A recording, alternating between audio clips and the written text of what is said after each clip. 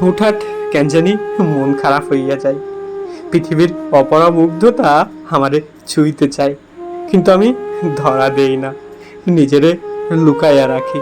ঠিক যেমনভাবে আকাশের চাঁদ থাকা সত্ত্বেও মেঘের আড়ালে লুকায়া থাকে একটা নিংড়ে যাওয়া শুকতারা, নিজেকে খুঁজা পায় একটা অন্ধকার রাত্রিতে, যে রাতটুকু আমার মতোই একা, আমার একাকিত্বের সঙ্গী।